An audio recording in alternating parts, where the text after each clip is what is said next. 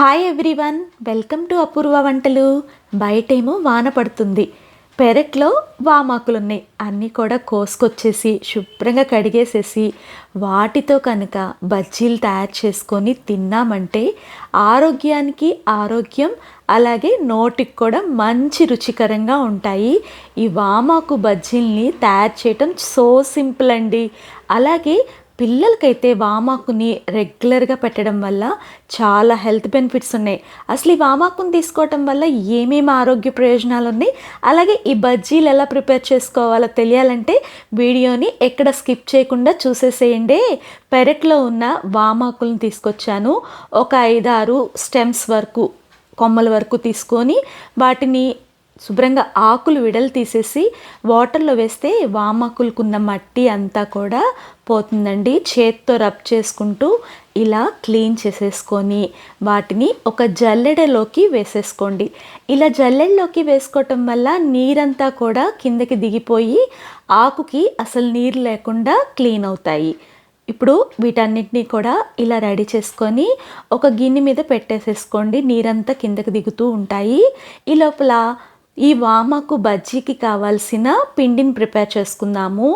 ఒక 1/2 కేజీ శనగపిండిని జల్లెడ పట్టుకొని ఒక మిక్సింగ్ బౌల్లోకి వేసేసుకోండి. దానిలో 100 గ్రాముల వరకు బియ్యపు పిండిని వేసుకోండి. ఒక చిన్న టేబుల్ స్పూన్ వరకు తినే సోడా ఉప్పుని వేసేసేయండి. అలాగే ఒక టేబుల్ స్పూన్ వాముని తీసుకొని దాన్ని బాగా క్రష్ చేసుకొని దీంట్లో వేసేసుకోండి. మీకు ఇష్టమైతే జీలకర్ర కూడా వేసుకోవచ్చు. ఒక టేబుల్ స్పూన్ వరకు సాల్ట్, 1/2 టేబుల్ స్పూన్ వరకు పసుపుని దీంట్లో వేయండి. 2 టేబుల్ స్పూన్ల వరకు కారాన్ని వేయండి. పసుపు వేయటం వల్ల బజ్జీలు మంచి కలర్ఫుల్గా ఉంటాయి. 1/2 టేబుల్ స్పూన్ అల్లం చిన్నులపై పేస్ట్ వేయండి. కారం, ఉప్పు మీ టేస్ట్కి తగ్గట్టు అడ్జస్ట్ చేసుకొని వేసుకోండి. అంతా కూడా బాగా కలిసే విధంగా ముందు మిక్స్ చేసుకోండి. ఇలా చేయటం వల్ల ఉప్పు కారాలు పిండంతా బాగా కలుస్తాయి. ఇప్పుడు దీనిలో కొంచెం కొంచెంగా నీళ్ళని వేసుకుంటూ పిండిని ఎక్కడ కూడా ఉండలు లేకుండా మిక్స్ చేసుకోండి. ఒకేసారి నీళ్లు వేయొద్దండి, పిండి పల్చగా అయిపోతుంది. మళ్ళీ కొంచెం నీళ్లు వేసి ఒక పక్కన నుంచి చక్కగా అంత బాగా కలిసే విధంగా ఇలా మిక్స్ చేసుకోండి. పిండి కన్సిస్టెన్సీ అనేది ఇలా జారుగా ఉండాలండి. అంటే దోశ బ్యాటర్ ఉంటుంది కదా, దానికన్నా కూడా థిక్గా ఉండాలి. ఈ కన్సిస్టెన్సీలో పిండి కలుపుకుంటే బజ్జీలు పర్ఫెక్ట్గా వస్తాయండి. సైడ్ బై సైడ్ బజ్జీలు వేసుకోవడానికి నూనె వేడి పెట్టుకున్న దానిలో నుంచి ఒక గరిటెడు నూనె తీసి బజ్జీల పిండిలో వేసేసి అంతా కూడా బాగా కలిసే విధంగా మిక్స్ చేసుకొని బజ్జీలు వేయటం వల్ల బజ్జీలు కరకరలాడుతూ మంచి రుచికరంగా తయారవుతాయి. కొంచెం బజ్జీ పిండిని తీసుకొని నూనెలోకి వేస్తే నూనెలో పైకి త్వరగా తేలిందంటే నూనె కరెక్ట్ వేడిలో ఉన్నట్టు.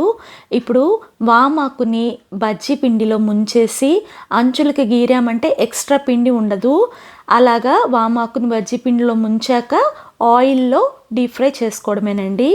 అన్ని బజ్జీలని ఆయిల్లో వేసే వరకు మంటని సిమ్లో పెట్టుకోండి.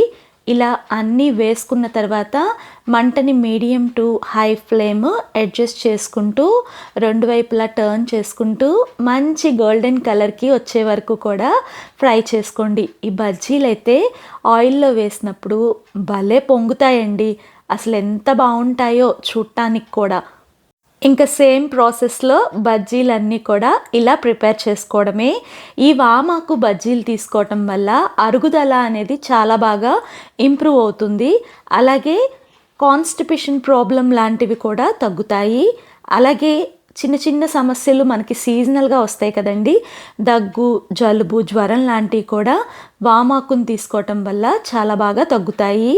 చిన్నపిల్లలకి ప్రతిరోజు కాకపోయినా వారంలో 2 సార్లైనా వామాకుని పెట్టడం వల్ల వాళ్ళకి దగ్గు, జలుబు, జ్వరం లాంటివి దరిచేరవు. అలాగే వాళ్ళకి రోగనిరోధక శక్తి కూడా బాగా పెరుగుతుంది. తప్పకుండా ఈ వామాకు బజ్జీలని మీరు కూడా ప్రయత్నించి మీకు ఎలా వచ్చాయో కామెంట్ చేయండి. ఫస్ట్ టైం మన వీడియోస్ చూస్తుంటే ఇలాంటి వంటల కోసం మన ఛానల్ని సబ్స్క్రైబ్ చేసుకోండి. ఈ బజ్జీలు అయితే పైనుంచి క్రంచీగా, లోపల నుంచి సాఫ్ట్గా వామాకు ఫ్లేవర్తో చాలా టేస్టీగా ఉంటాయి. ఈ వీడియోని మీ ఫ్రెండ్స్కి, రిలేటివ్స్కి తప్పనిసరిగా షేర్ చేయండి.